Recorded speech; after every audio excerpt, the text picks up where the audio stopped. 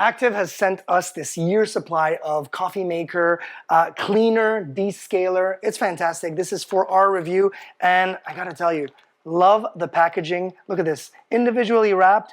You can follow along, and of course, so you don't forget when you're actually supposed to do it.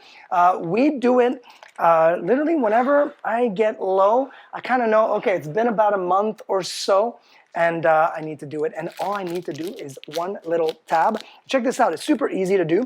Make sure that you've got a cup. I've got just a normal regular receptacle here. Make sure you don't have a pot inside, so I'm just gonna close it down. And that little puck here will go in my water supply. And all it is, it's right there. You can see it fizz. Look at that, perfect.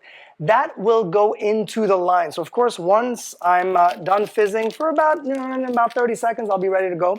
I will press that button and will create, obviously, that will pump out the water, put the water with that solution. And what it is, it's basically cleaning the lines. If you have never done this with your coffee machine, whatever coffee machine that you're using, you're gonna be so surprised, it's ridiculous. So, 2 runs and then 2 runs with clean water. What that means is I'm going to push it once.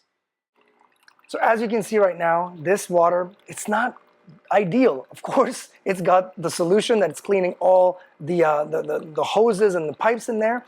But look at that. This is some dirty water, so I know that it's doing its job.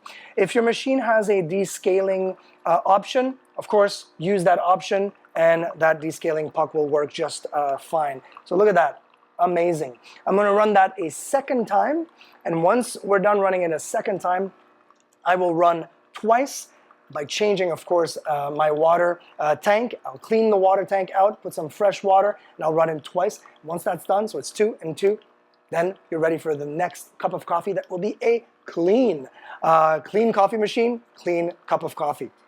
Look at that. Kind of gross.